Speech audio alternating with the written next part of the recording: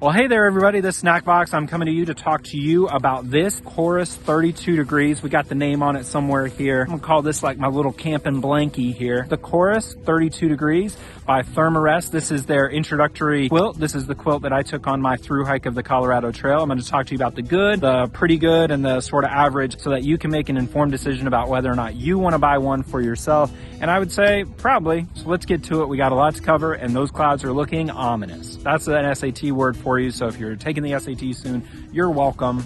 There you go.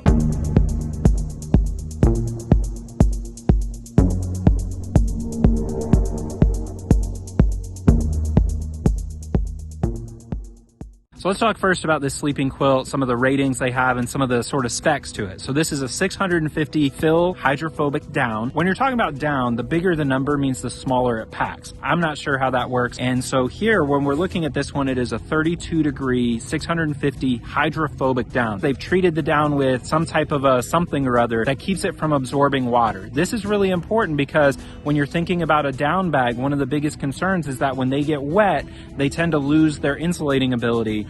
But when they treat it with this hydrophobic treatment, it tends to hold on to quite a bit of this. I only had a couple of times whenever the edges sort of got wet. I'll cut to a little clip here. This is me on Snow Mesa on the Colorado Trail in the middle of a pretty big downpour, and the toe box did get wet. It still held up and was plenty warm for me that night. Thermarest claims a comfort level down to 41 degrees, so that's important to know. If you're new to picking out quilts and sleeping bags, it's not a standardized measure by way of the temperature, and when you see something like 32 degrees, that doesn't mean 32 degrees is what you'll be comfortable in. That means 32 degrees is what you would survive a sort of a difficult night in if need be, so a sort of emergency situation. So that comfort level of 41 degrees I find to be still pretty good, and in my experience it's pretty accurate as well. I did have this on the Colorado Trail down at that temperature. Now a couple of things to know here is that the baffling is a box baffling, so they're sort of in squares. That's basically the seam pattern that they use here. So it's really important if you're getting into a down sleeping bag, a down quilt, that you understand how to take care of them, especially how to wash them and how to store them.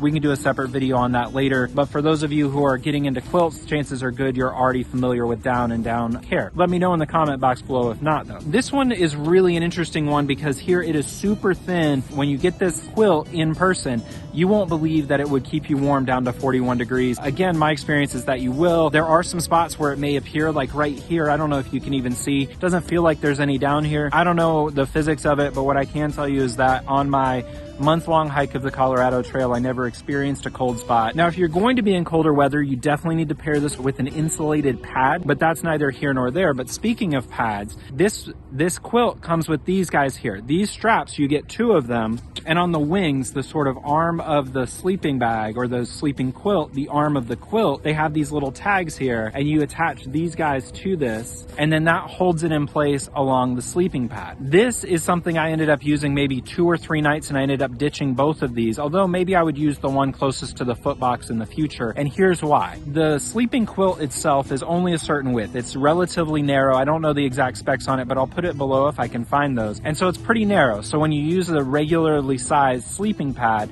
what it means is it's going to stretch that quilt over the sleeping pad. So for me, I'm kind of wide in the shoulders and wide in my birthing hips. When I lean over or roll over on my side to side sleep, it creates pockets in the side of the quilt where when I unhook these and just use the quilt without them, I was able to wrap the quilt around myself and keep myself warm. So these might be good if you are a smaller person or maybe a skinnier person than me. They may work. I'm not saying that they're a bad design. I'm just saying they didn't work for me specifically because I'm a sort of a wider person using a normally sized sleeping pad. Try it out, practice. The good news about it though is that if you decide even in the middle of the night that these aren't working, you just grab this little button here, you unhook it, and then next thing you know, you're wrapping up and you're nice and cozy. So I don't think that should deter you from picking up this quilt. Lastly, I want to show you here what it looks like when it's stuffed in this bag because you will not believe how small this gets. One of my big priorities in the last few years has not been so much weight because I figure I can get a light enough everything.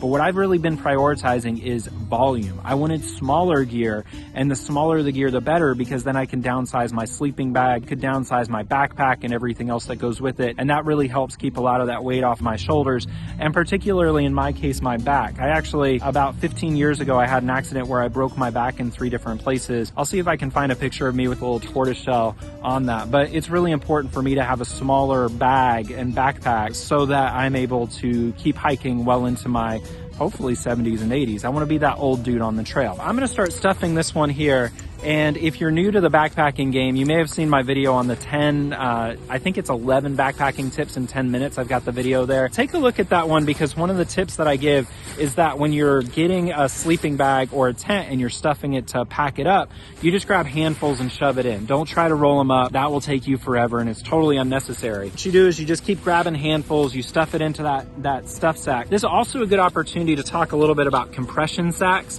So you can get a stuff sack to put this in, or you can get what's called a compression sack.